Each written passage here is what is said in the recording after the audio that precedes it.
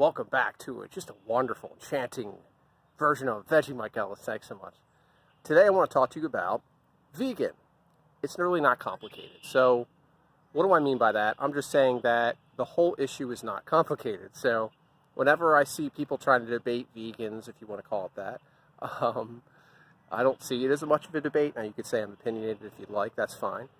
But I don't think it's very complicated. I don't think you need some degree in philosophy to try to figure out all these, oh, it's so complicated. It's not. So it just comes down to I'd say three main questions, really. And that's really what it comes down to. So first of all, question one, do animals have moral value, right? So do animals matter at all? Do they have any matter? Do they have any moral value, right? So if I run a dog over with my car, as opposed to, say, running a flowers over with my car, right? I would say there's a difference, right? I'm going to feel differently if I kill some flowers versus, say, I run a dog over, or an inanimate object. If I destroy someone's chair or something, some belonging, something that's an inanimate object. My bike here, there you go. I love my bike, but if I had to choose between destroying my bike or a dog, I'm going to destroy the bike, right? Because I think animals have moral value. If your answer is yes to that, that's one question, right? And another one would be, do we need to eat animals, right?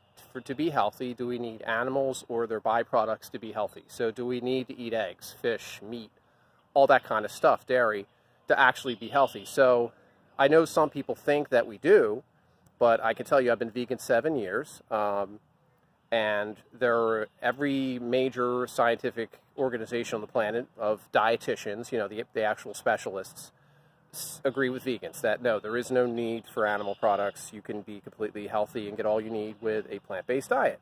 Protein, all of this, everything you need is available, okay? So no, you don't actually need, you know, to eat animal products to be healthy. That's a resounding no, you don't need that. Yes, you can be healthy. And then the last one is, if animals do have moral value and we don't need to eat them and put them through this, what's the other thing? And that is, when we do use them for food, do we cause them to suffer? Is it morally acceptable to take someone who has moral value and put them in a slaughterhouse, right? If you want to go watch slaughterhouse footage, so be it. Go ahead, right? And ask yourself, would you put a dog or cat in that situation, right? Is it morally acceptable to cause someone who think has moral value, right, who you don't need to eat, right, to put them through that? I would say no, it's not morally acceptable, or you know, that's my take on it. Now, you could say, you can have different opinions than me, that's okay, but it isn't really complicated. Do animals have moral value? Do we need to eat them? And when we do eat them, does it cause them suffering in any way? Well, using someone as a thing for a means to an end by someone else when you don't have to, enslaving them, putting them in cages, killing them when they're babies for food. I don't see, if we don't need to do that now. It's different if you're hunting because you're starving and you have to survive, if you're defending yourself, you're living in the wild or something. But I'm saying, in the modern world, do we need to do this to animals? That's a big fat no. It's a big fat no. So just, I want you to think about that. You don't need a degree in philosophy. You don't need to discuss moral relativism or what's that one? Utilitarianism. These ridiculous moral philosophies and but I'm utilitarian or whatever.